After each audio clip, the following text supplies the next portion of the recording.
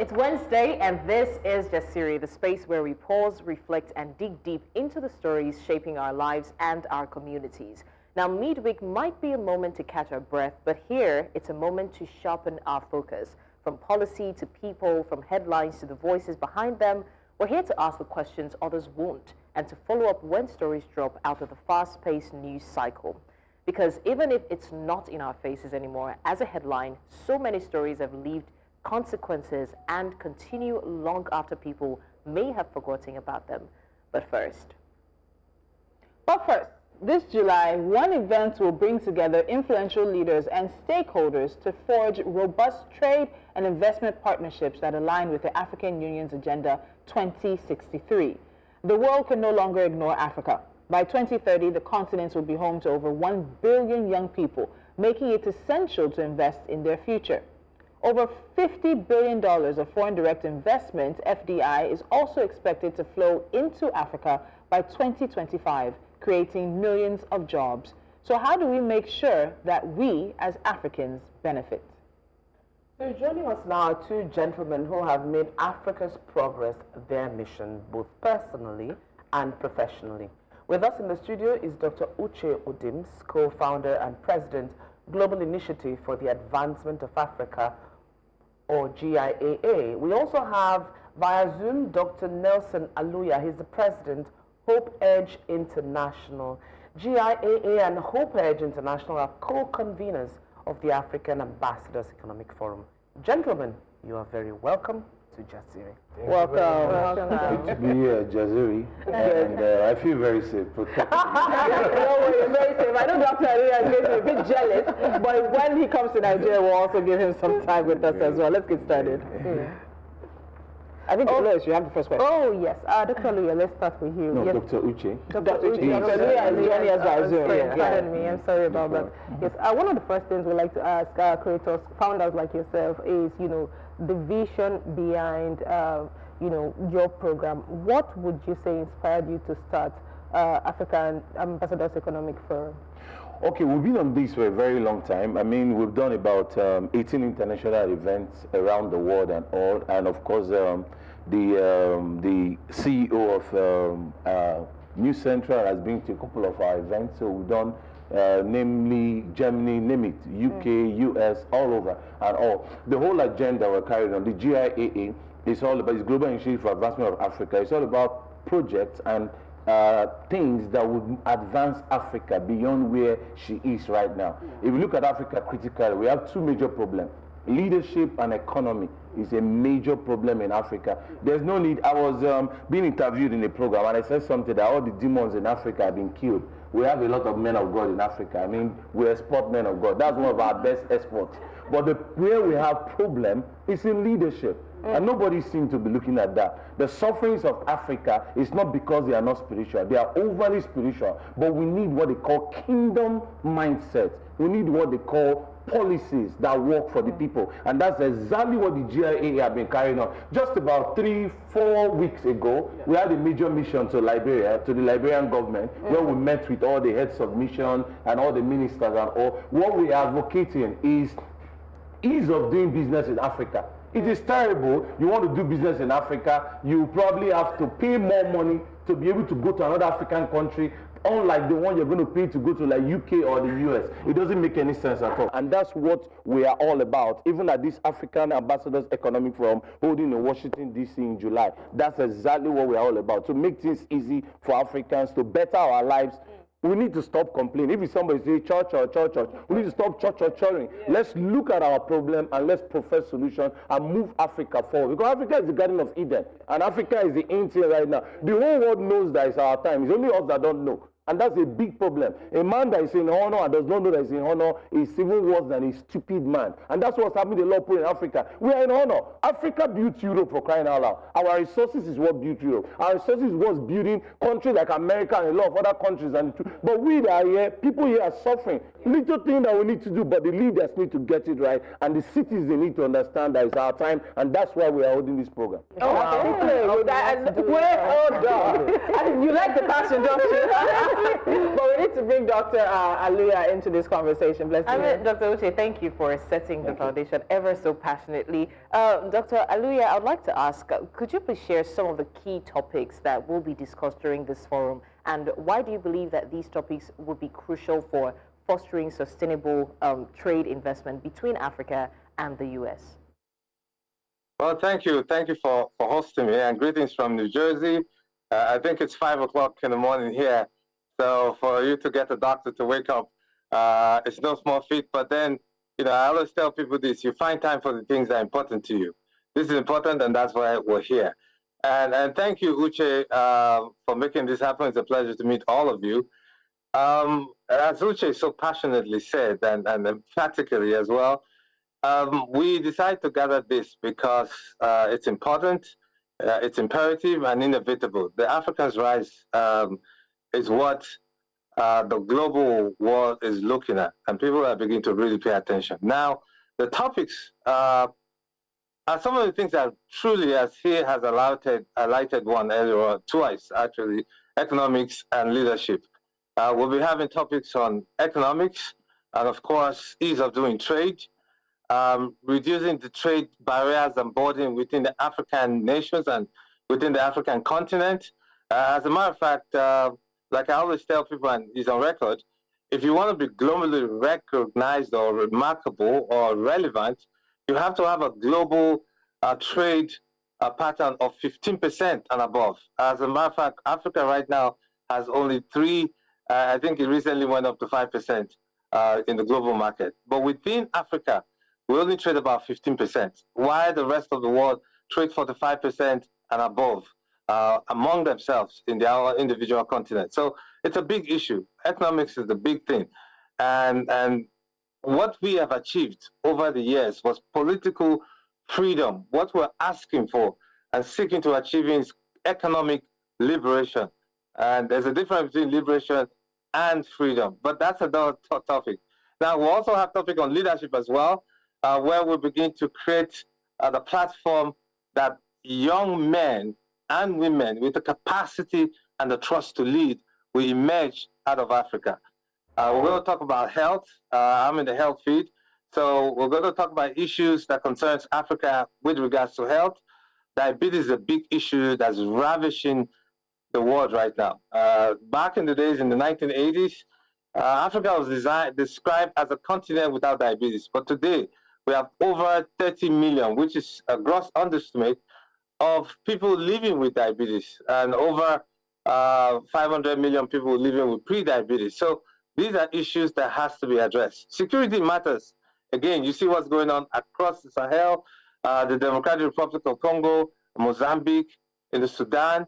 All of this issue, and what are the confounding problems that are predisposing, these areas to conflict, and how to find ways of resolving conflicts or conflict resolution. We have experts across the globe, and who are Africans who are able to deal with this.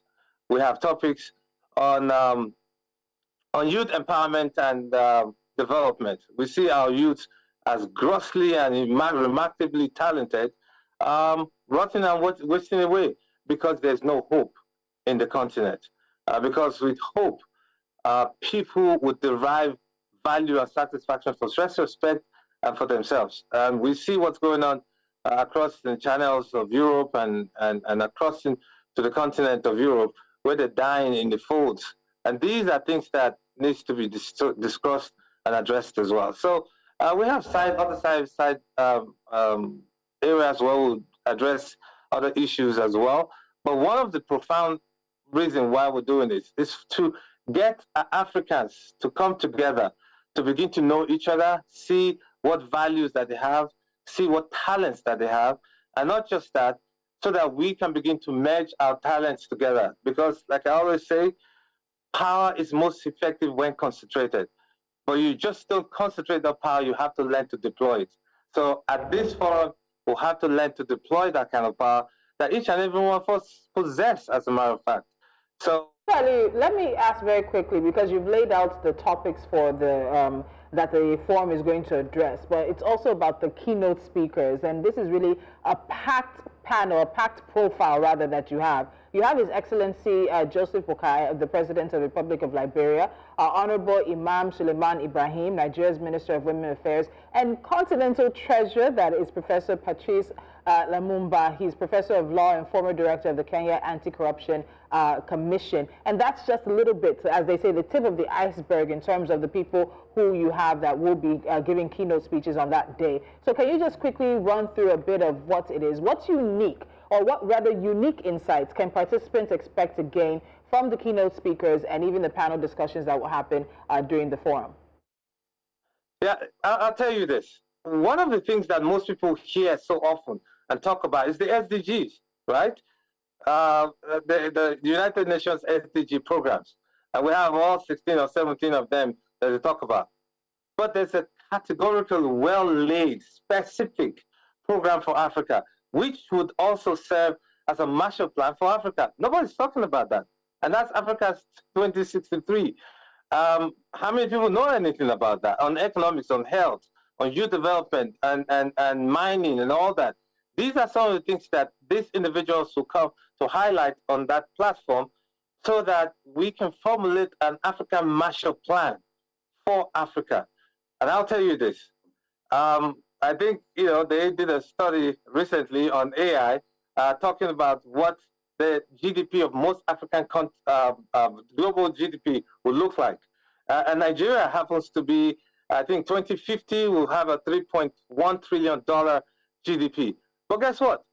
By 2075, Nigeria will be the 5th largest economy in the world. By 2075, hopefully some of you or some of us listening will be around, but then followed by other countries, including Egypt, within the African continent. So by the time you put all that economic power, it begins to be truly significant.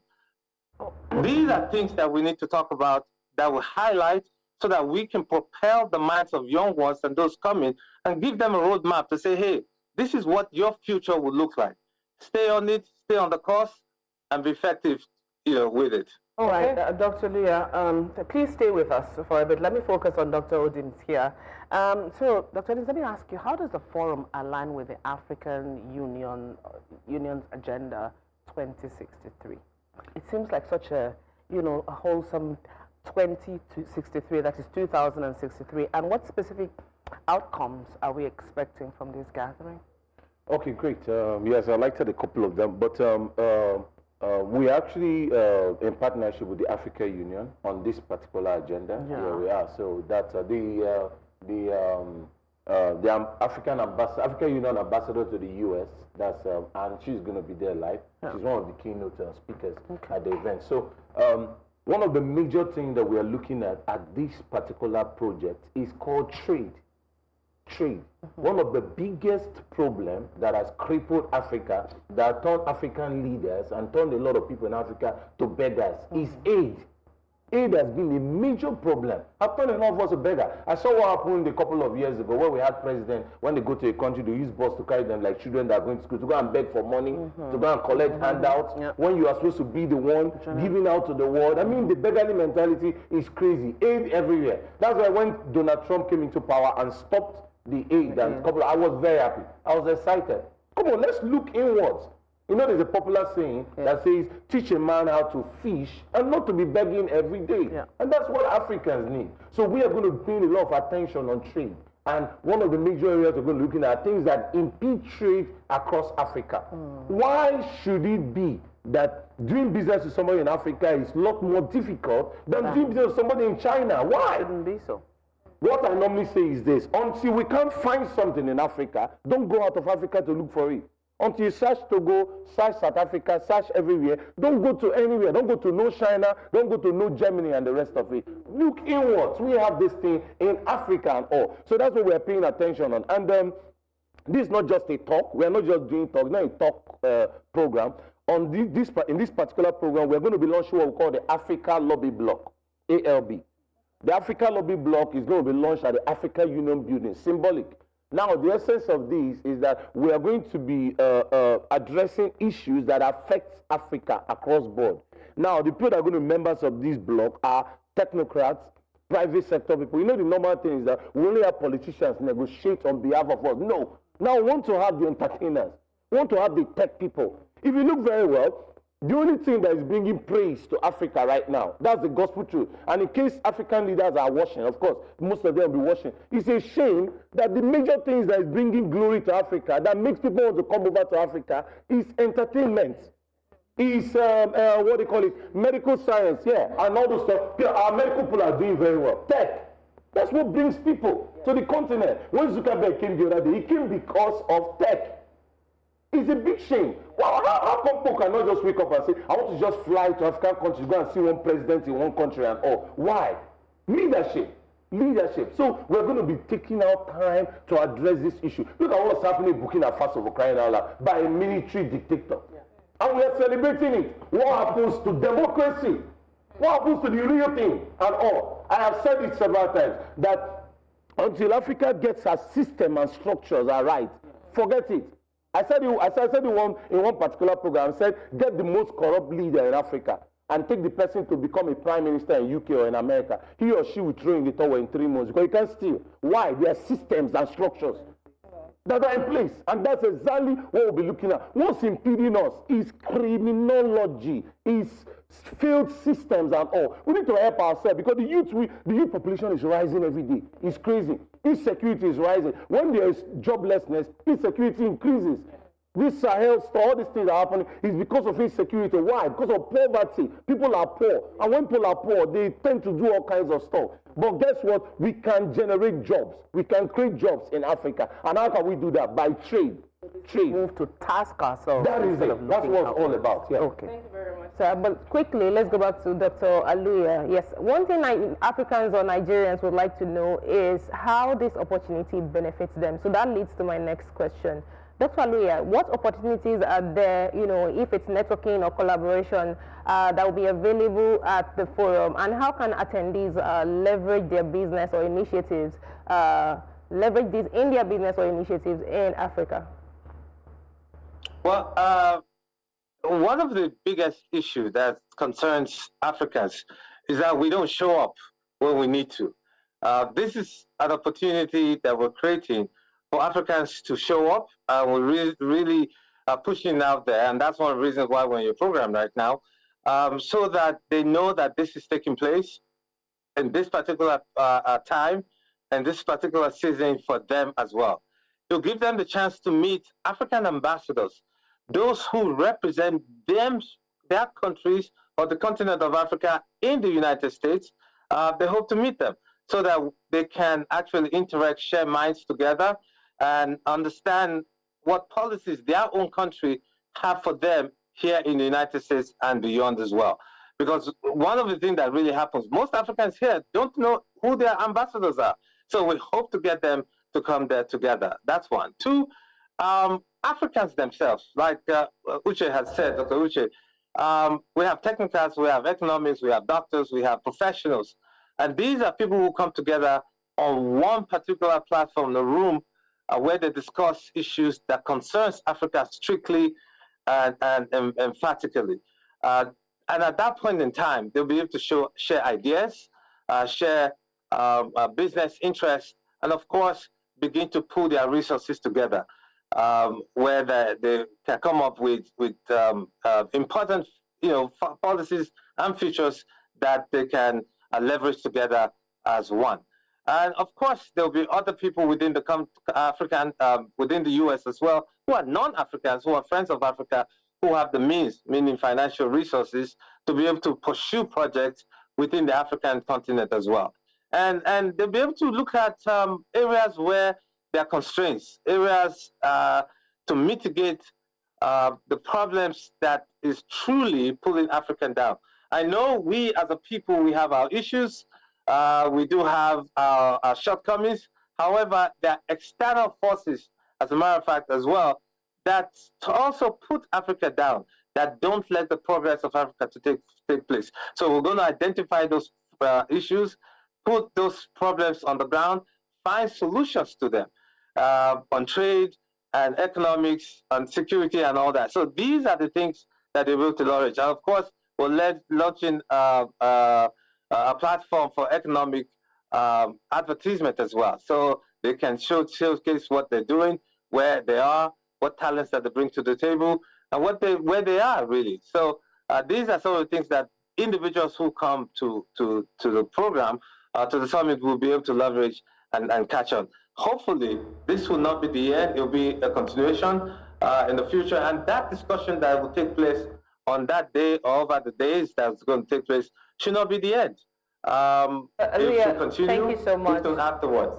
All right, thank you so much. Gentlemen, before we let you go, we want to talk about dates, location, and of course, where people can find more information about this event, because it's going to be definitely a mind-shifting one. So let's talk about the date, location, and where we can find more information. Okay, you can visit our website. It's www.aaeforum.org.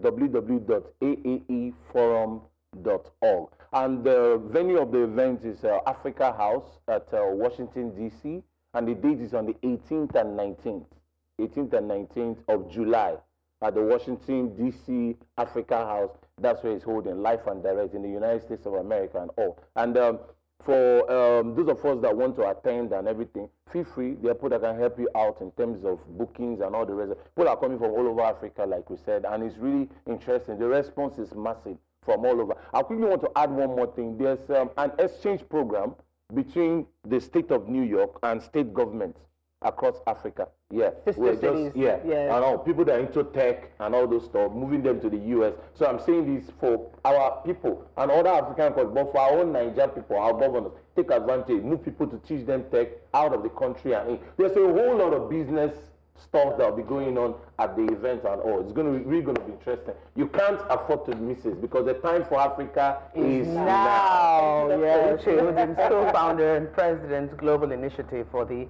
Advancement of Africa, and Dr. Nelson Aluya, also president, Hope Edge International, co-conveners of the African Ambassadors Economic Forum. So now we'll take a break. After the break, an 18-year-old apprentice, 10 pregnancies, 5 months. Behind the new headlines is a deeper crisis, one that touches on parenting, protection, education, and the silence that surrounds youth sexuality in Nigeria. So after the break, as I said, we speak to the Honorable Commissioner for Women Affairs and Social Welfare in Anambra State, Utchay Odims, to unpack this troubling story and ask what must be done to protect our young people. Stay with us. Jasiri returns shortly.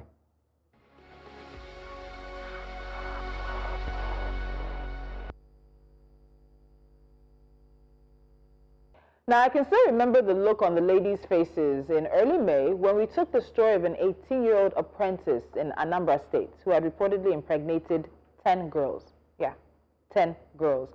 The story was front-page news and created a swell of conversation on social media. But as is the case in Nigeria and many other places, the story has fallen off the front page and people have moved on.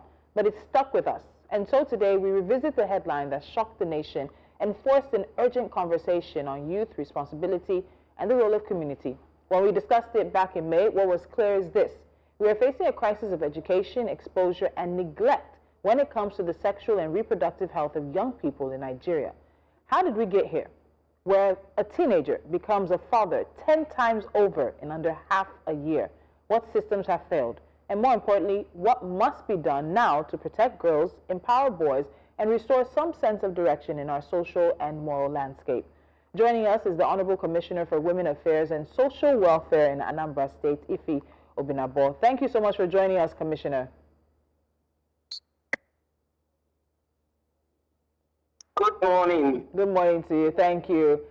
Let's get started. Yeah, let's go straight to it. As Tolu said, this is a story none of us will forget for some time to come. And for those who might be hearing about it for the first time, let's just bring them up to speed. How did you first hear about the case, and what was your reaction when it was brought to your notice? I didn't get what you said. What was your first reaction to the story when it was brought to your notice, and how did you first hear about the case? Of course, I was shocked, not shocked, because it's impossible. But shocked because of the extent of, let me use the word neglect, ignorance we've allowed our children to go into. That was the embarrassing part of it.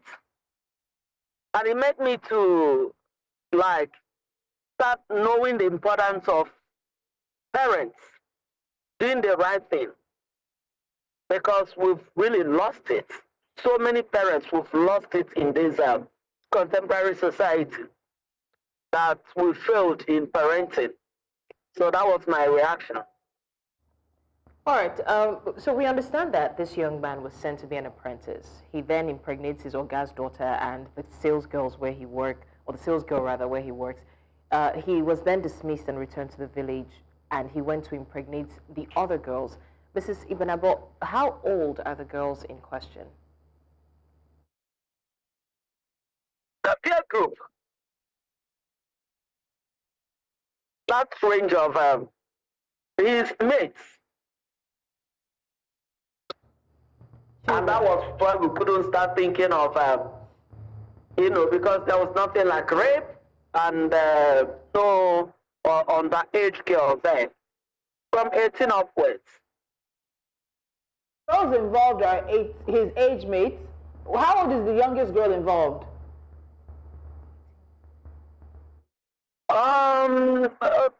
Just 18, 19, just within that range. Interesting.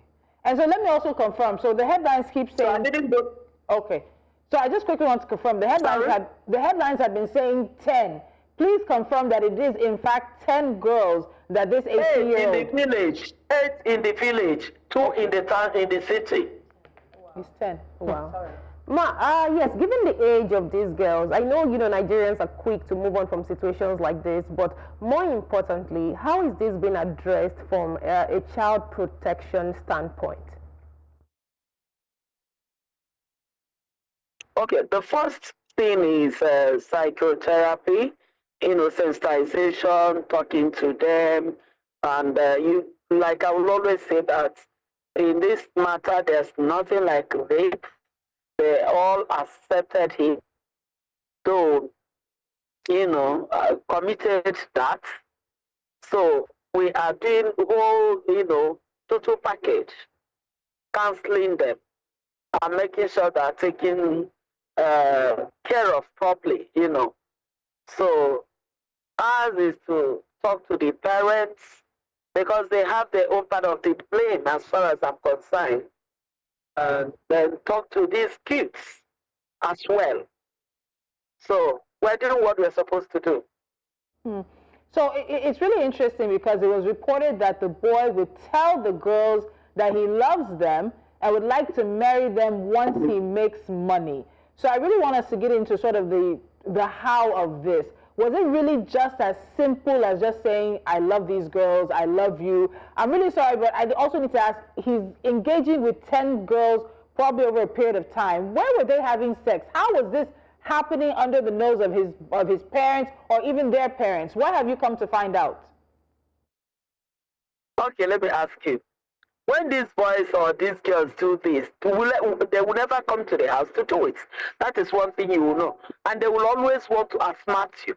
And based on the kind of parents we have these days, hardly you see a parent in the house. We know we have harsh economy. Everybody, you will always want to go out to look for one thing or the other. So we'll leave very early in the morning and come back very late. And timidity is another thing that we have to look into. When you talk of 10 girls, it's not as if he brought them to the same place and talked to them the same time and had access to them the same time. No.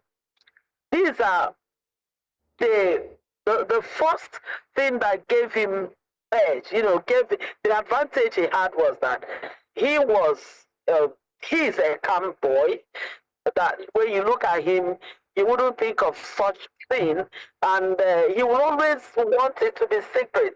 Like, we won't want anybody to know about this. And when you get to these rural areas, some of these girls that are not exposed are always gullible.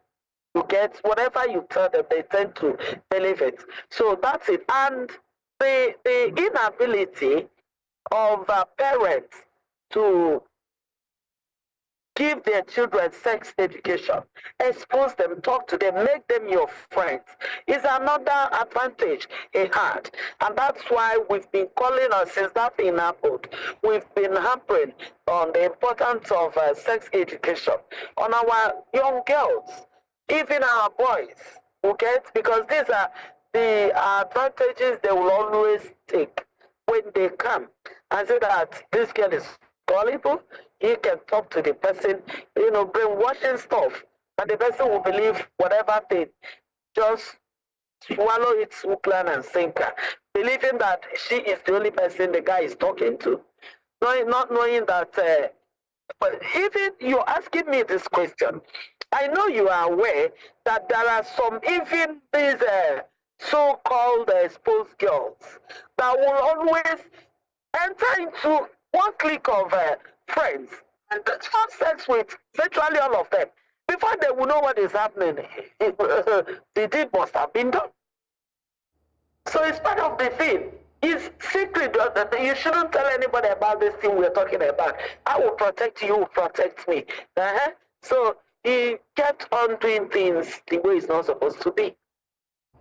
But when we discuss these things with our children, at least our children will have this first-hand information from us, their parents.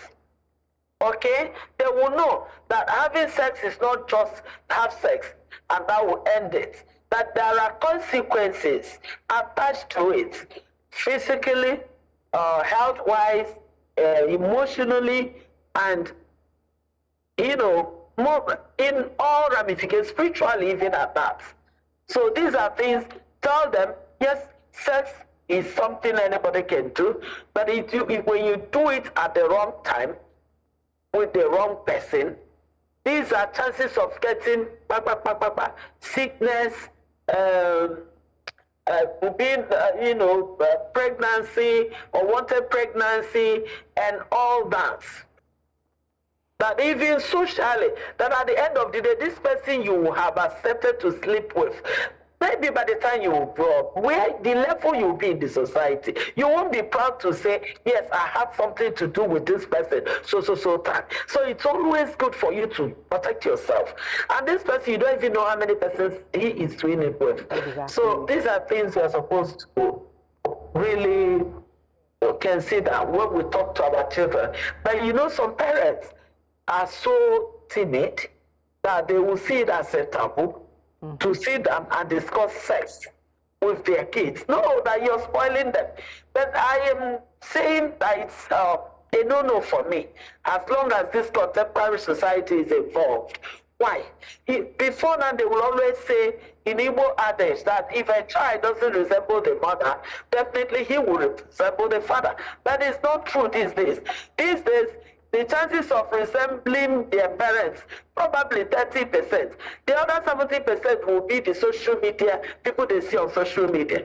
And I want us to get, Commissioner, just hold that point, because we'll talk about this peer pressure, social media. We need to take a quick time out. So when we come back, we'll continue the conversation with you. We followed up from May, now this is June. What has happened since the news broke? The Commissioner did ask the public for suggestions. We'll look at what suggestions came in terms of handling the situation. Stay with us.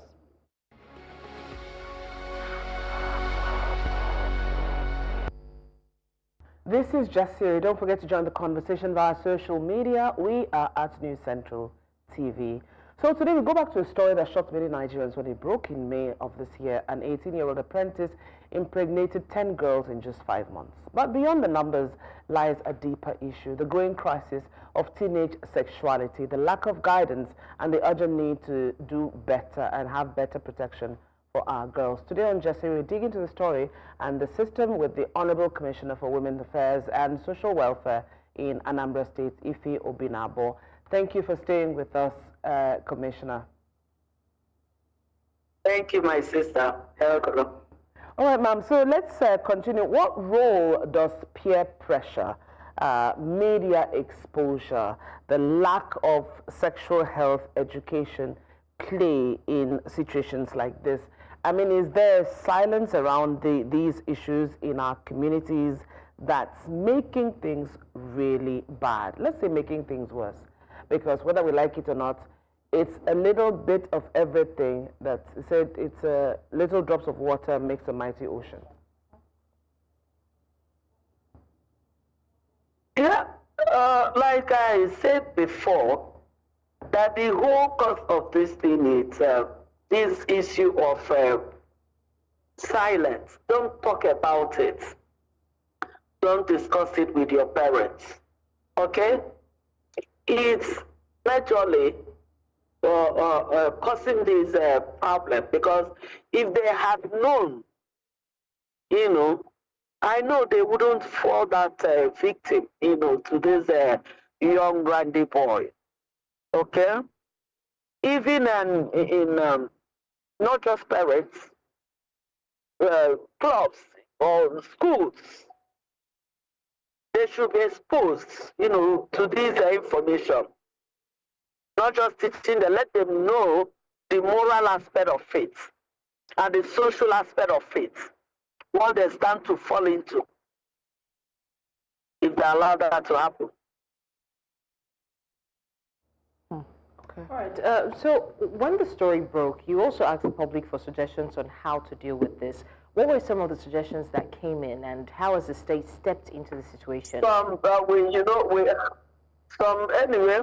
people like adage will always say that Utchay Baba,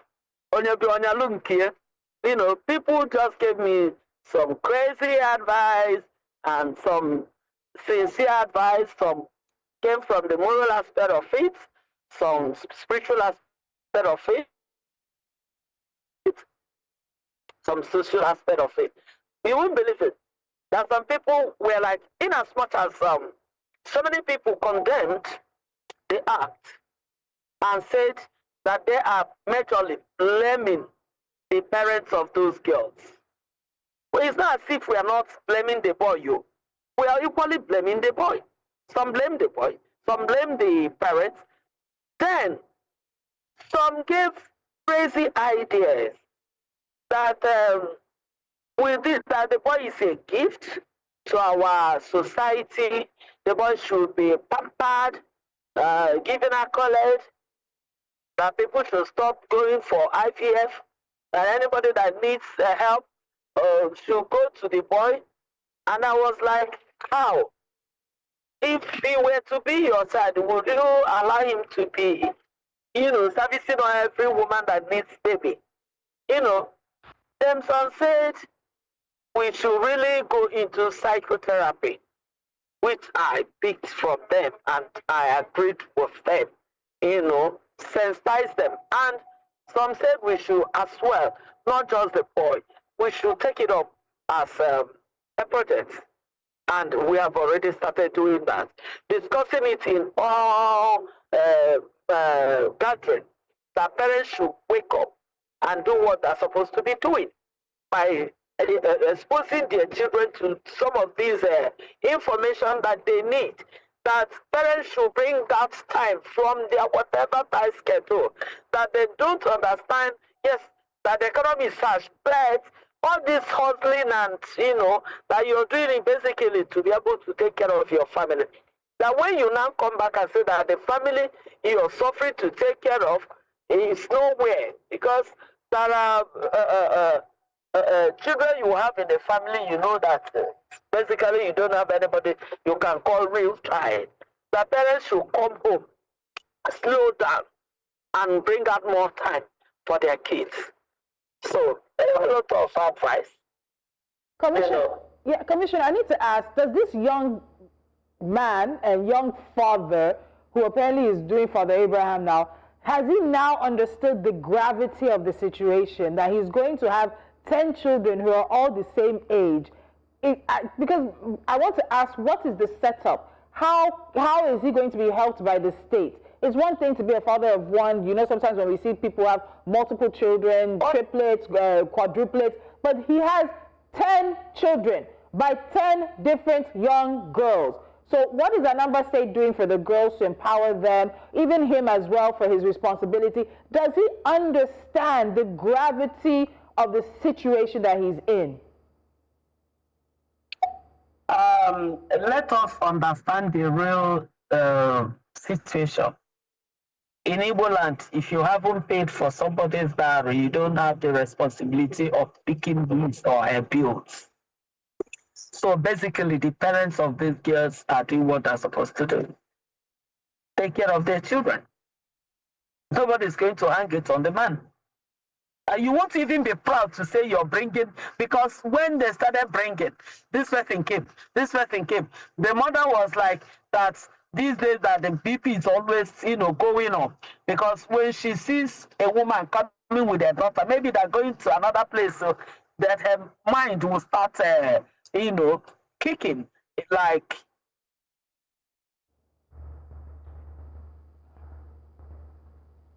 no, I need the commissioner to answer this. So maybe these people are coming to lay the same complaints. You get? So in our culture, if you're not married, if you've not paid for anybody's dowry and the person is pregnant, we call it imegbuke here. Imegbuke. So basically you take care of your daughter. Commissioner, I'm struggling. You won't even want to. I'm struggling. You are wicked to give her to your daughter and say it's you that will come and take care of the child. You know now. So wait, Commissioner. Then you know other people are involved too. Commissioner, I'm so sorry. I'm struggling. So he has no responsibility to the children that are coming from this situation. No. In our culture, no. Okay, we call it imegbuke. The mothers of the girls are going to take care of the girls, raise the children. Are they allowed to take the child or the children to the young man? No, they will not. Does this not? No. The boy will not take those children. Is this not an enabling act? Like, I could say little wonder he's, empowered to impregnate as many women because there's no responsibility on him.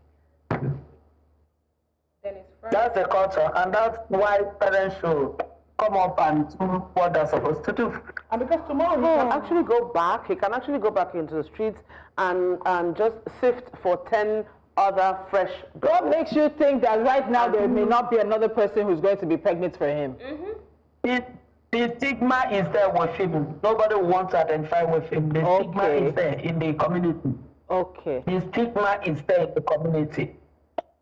Nobody, no serious-minded person it will take serious time before probably he will be able to get somebody responsible. That will be when he grows up. Okay, ma'am. So, but how big of an I know that he wasn't doing that basically to impregnate them. He was just catching cruise. But he didn't know that it's so fertile that when he touches a new person, the next thing is pregnancy. By sowing his wild oats everywhere. All right, so how big of an issue is this, ma'am? Is teenage pregnancy and risky sexual behavior among the youth in Anambra? Is it high? No, it's not. It's not high here because of our culture, and that's why everybody is like, you know why? Because here we don't really embrace a married person, having kids. That's out of wedlock. It's not something we rejoice, The society frowns at it. Commissioner, I know you're busy and I can see that you've reached your destination, and we just had to have this conversation because we had a previous agreement. We will continue to follow up because I think there's just something in this story that requires more light to be shed on it as a situation that parents and communities and even governments can learn from. So we have to say a big thank you. So we can let you go. As you told us, you have many people waiting for you. But I'll continue to check in with you and see how all of this is not playing out at this point, but working out in whatever context. Thank you so much, Commissioner. You're welcome, my presenter. Thank you. All right, thank you. I have goosebumps. No, I can't. So he bears no responsibility because he has not paid the dowry of any of these girls. So now their families are going to bear all responsibility. So he can, if somebody says, okay, let me send you to school, he can go to school now, he's never going to pay child support. Yeah. Unless he decides maybe out of all the 10, he sees one that he likes and wants to go back and marry her. And then the likelihood of even, so I hear that they say he will be stigmatized and all that, but then the likelihood of him getting over the stigma, finding a girl, it's bigger and faster than the girls. Yes. So it's quite disturbing, honestly. I wouldn't say that society has enabled this act, but I mean, I'm careful not to say that, but I mean, clearly it's not punishment enough, because there's no punishment. Where is the punishment? It's not saying that. Let's not even say punishment. Where is the consequence? No, there's no. And when he has friends, male friends, that are seeing this and see that, there is no they may not so they may also not intend to impregnate the girls, but they will become more careless. Yes. Because it's not a very How can you intend not to impregnate the girl? Guy, you're having sperm. She said he's catching unprotected sex with multiple teenagers. At the same time, that's all of them always. So he doesn't even know who the girls themselves are sleeping with. So in that circle, imagine somebody without has one protection, STD. without protection at all. Without protection. And shock is just and like Tony said, you will see some of his guy friends in one corner hailing him, my guy. Older people hailing him. I like that point you're about to go to, because it's 10 that got pregnant, not like he was sleeping with just 10. It's the 10 that we know because he got pregnant. There might be more. There might be people that are he's sleeping with somebody else now. Yes. Unfortunately, this isn't just a story about one boy and 10 girls. It's a mirror reflecting the cracks in our families, our schools, clearly our society as well. We need to step up, because I mean, there's so much more we need to do. If we fail to educate, if we fail to enable, if we fail to met out consequences to some of these actions, then it's going to continue. Today's conversation reminds us that protecting young people goes beyond punishments. It's about prevention, awareness, and collective responsibility. A big thank you to the Honorable Commissioner for Women Affairs and Social Welfare in Anambra State, Ife Oninabo, for joining us. The work ahead is urgent, and it must begin with all of us. And this has been Just Siri for today, where we don't just talk about the headlines, we challenge what's beneath them, and we are still in shock by what we heard. But anyways, we will see you tomorrow with more stories and more conversations. Goodbye. Bye. So this is where we need to talk about culture and tradition.